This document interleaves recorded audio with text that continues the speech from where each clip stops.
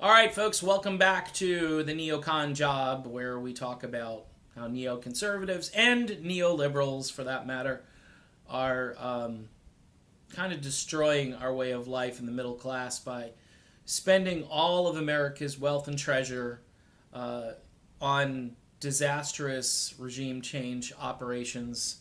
Call them wars, call them whatever you want. It's bad, and I've kind of glommed on to Tulsi Gabbard, but here's the thing. As each minute goes by, I sense that they are going to censor this woman. They're going to block her from talking. They're going to rewrite rules. Say she gets the donors that she needs. And I've already donated. It's amazing. I only donated $1. So if you got $1, somebody sent me a link, said, hey, and because I want to see debate, I want to see ideas in the public forum. That's why I'm not against like third party candidates. I'm not against free speech, for crying out loud. Anybody who comes along and says we should ban this person off this platform for whatever reason, unless they're really preaching pure racism or something, just like I don't know if I'd have the KKK on a political or any kind of platform. I don't know if that's, because that's true hatred. But then again, but a political opinion or a view, a conservative view or a progressive view, shouldn't be banned. It shouldn't be, well, here's the way we can just shut this conversation down, or to pull the plug financially. All these tools that corporatists are now using so they can just continue to line their own pockets. Think of this.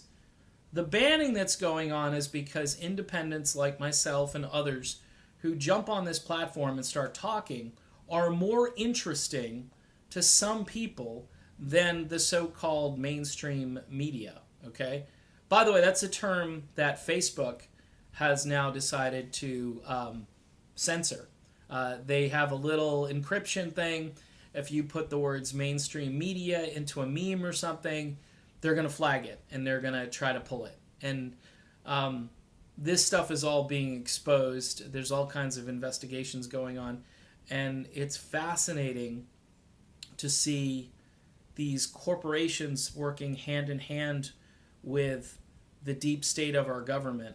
And it's not just about Trump, by the way. If you like Trump, you're probably really frustrated with this stuff. But I'm starting to see it happen to progressives, and I'm kind of laughing a little bit. I'm like, somebody out there said they're coming for you eventually. They haven't gotten to you yet, but they're coming for you, because the level to which we've decided to go down this road is just it's exponential.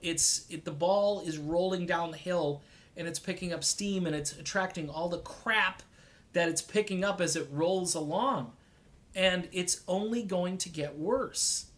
And so I'm really fascinated at how, look, when I grew up, like I told you, liberals were always for free speech. I used to have arguments with liberals all the time, and they said, hey, you know what, dude? We disagree, but one thing, I'll always fight for your right to say what you believe.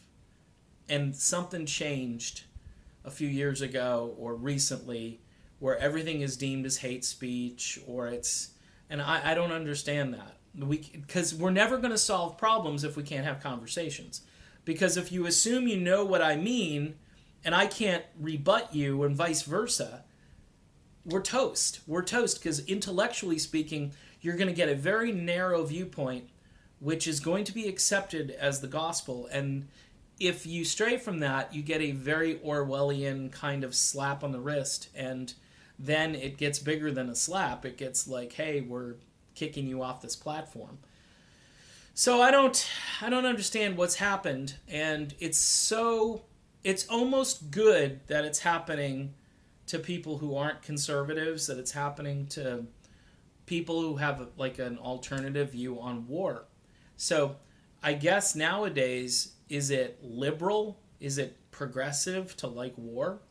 Because it kind of sounds like, if you watch MSNBC, that clip of Joe and Mika going after Tulsi Gabbard in saying to her, "Hey, so is Assad a threat? Is Assad a threat?" It's like, and it's like she's got to say uncle, or they're going to keep asking her the same question. And if she says no, that is looked at as naive and not seeing the big picture, not understanding America's role in the world and how we're a global superpower and how we, you're just not smart enough, Tulsi, to understand this. Really? Have either of you spent time in war? I think she's done, 2 tours or something like that? I don't know. More, I think. She's done more. She's still a member of the Army National Guard. Are they in the military? So I have a ton of respect for Tulsi Gabbard because she's done stuff that I haven't done. And she's measured and she's polite. I mean, don't take this the wrong way. If you're a liberal or Democrat or progressive, she is the first Democrat candidate running for president in a long time that I don't hate. I didn't mind Jim Webb. I think he's the guy from Virginia. I don't know, he had no chance to win. But I didn't mind him, just his mannerisms and stuff, and he was commonsensical.